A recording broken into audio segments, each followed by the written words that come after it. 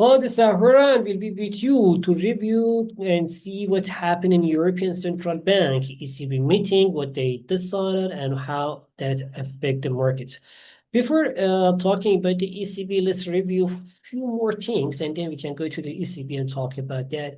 As you know, the trade tensions is getting slightly the tensions getting slightly lower because, as you know, US and Japan, they got the agreements and they made some they got to the final point and made an agreement, which means that this tariffs, which supposed to be start from August 1st, it's now already. It's not going to be happy in the market. The stock markets in the US and Japan both they replied very positively to this news. While we can avoid the tariffs in Japanese products, but with the new agreement, I have to see. I didn't check exactly what happened in the agreement and what was the text of the agreement to say that what's going to happen. But what I can say that generally, what we had in the news that they got to the final point, and now we can say that Japanese can avoid the tariffs, which is supposed to be started from August 1st.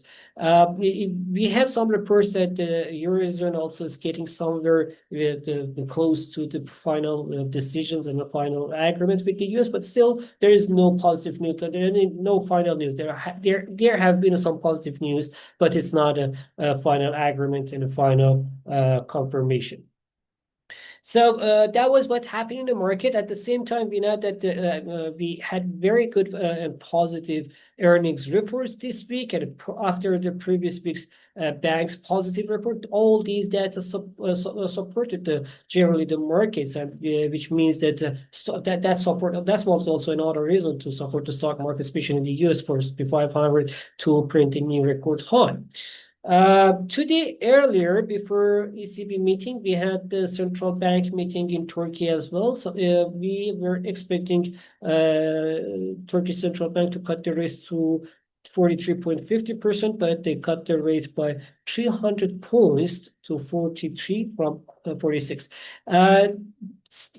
Just like 2 months ago, they increased the rates because of some political issues that they had in the country that affect the market. That's why they increased the rates to somehow to control the country's currency rates, because after this political movement, which could affect it negatively on the country's economy and the rates. But after that, now the markets is like somehow it's got a little bit used to this news. That's why they slightly cut the news. They started to cut the rates.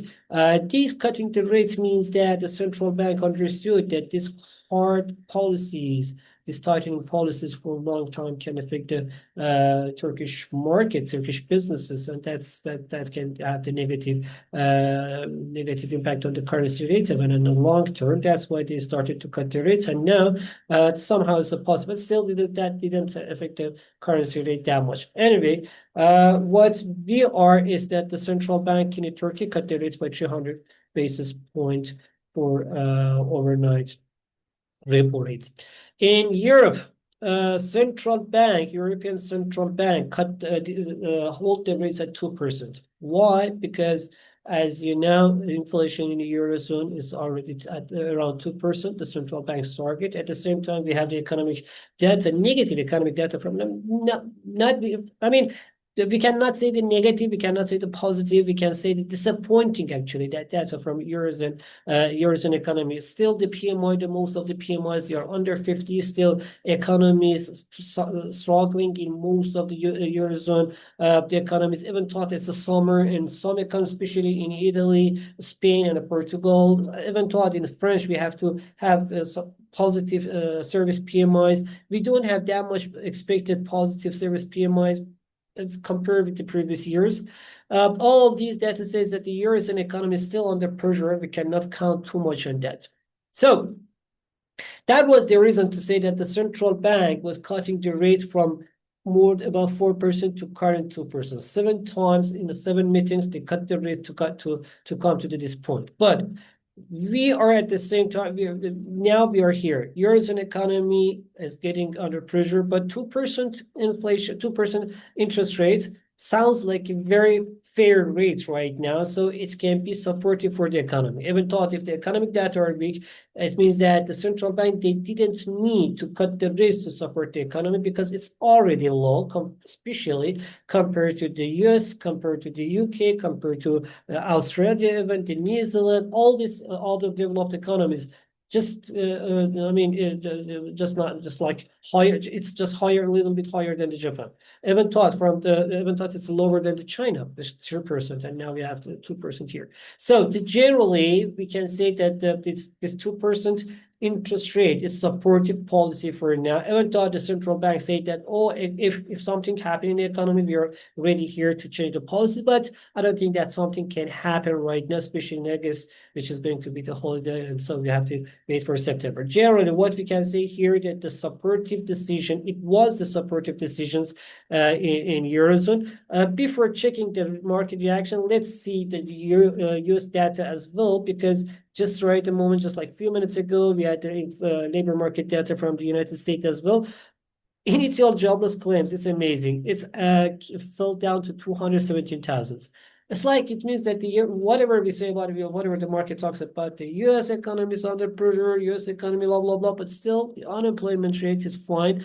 And just the initial jobless claims, it's only at 215,000, while the 4-week average also fell down to 224. It's supposed to be around 240, but now it's 224.5.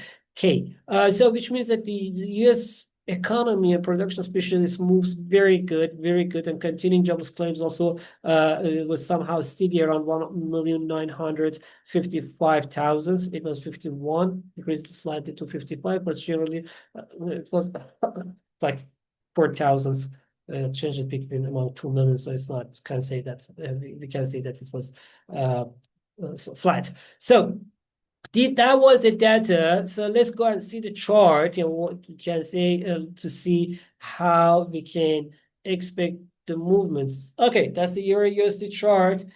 Euro against the USD with the positive data that from the US which we had. I mean, if we are talking about the holding the rates supposing generally to support the euro against its rivals, but we know Eurozone economy is weak, especially after these data when we can see that US economies made such amazing jobs and unemployment rates is down, is 217,000 only initial jobless claims. So that means that the US economic Eurozone economy compared to the US economy slightly weaker. So the Euro USD couldn't be too much positive after this point. So with these data, we can say that the euro could be under pressure, or at least even thought if it's not going to be under pressure, but still it cannot increase much more than this. At the same time, we have the concerns over the trade tensions, we have the concerns over the US debts, we have the concerns over the US political movements. That's why euro couldn't be too much negative as well. So that's why even thought if the euro start falling against USD, 1.15 would be the lowest level, expected level for time being, for expected times, which means that the euro could be even thought even under pressure, but it cannot go too much down. Same on the stock market. If we look at the stock market, even thought that the 2% interest rate is a low and supportive, but at the same time, we know that the Eurozone economic data, they were not a positive data. So that's why we can say that the Eurozone economy is not in a good will.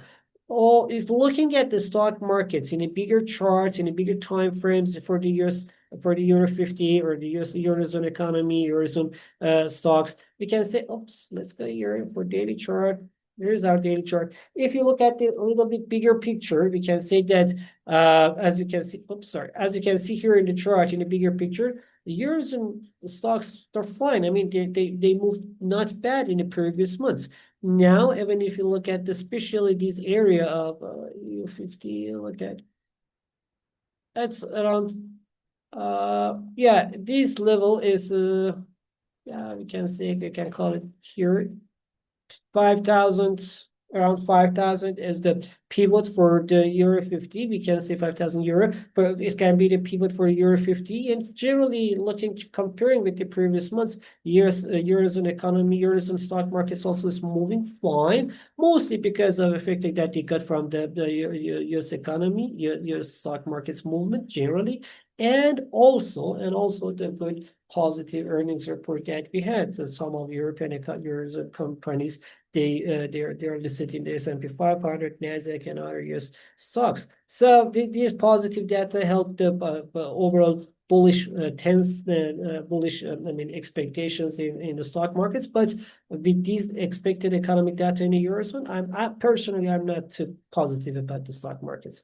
For US dollar, this data that we have from the labor market, they can support the US dollar. I even thought it was a little bit lower, but now we can say with the US stock market, US labor market data, we can again expect the US dollar index to move above 97.30. That's what we're expecting to see the US dollar for the rest of the week. As for the gold, the data that we have from the stock market, the earnings report that we have, all of them, they say that the stock market moves fine. That's why the gold, after touching a few, just like not new all-time high, but the new highs in the previous months, after touching these highs again, it's like gold somehow slightly losing the momentum, but still in a bigger picture, it's a positive. Still in a bigger picture, gold is in a bullish movement, in a bullish trend, but maybe, yeah, in a short term, we can say it's under pressure. But as long as it's trading above the 3,200, it's not 3,250 or 3,260. As long as it's trading above 3,210 in a more specific number, we can say that the bullish movement still can continue. For energy market and for the WTI, for oil, positive news from stock markets are supporting the oil, especially when we say that the negotiations between the US and China, US and Japan was fine. We can say generally it can be fine, but still the tensions between the US and China still continue. So the stock market will be much more cautious, but still what we have here, they can support the energy demand and they can support the stock market as well. As for S&P 500 and other US stocks, these numbers, especially the earnings report that we had, the news from the negotiations between the US and, agreement between the US and Japan, all of them supported the stock markets. For now, still, we are still positive, especially as long as that's still the S&P 500 trading above 6,200 and a much bigger picture above 6,000, we can say the overall uptrend is continuous. That was what's happening in the market and what's happening in the news and market reactions. If you had any other question, don't forget to write in the comment section. I'll try to get back to you as soon as I can. Have a good time. Bye-bye.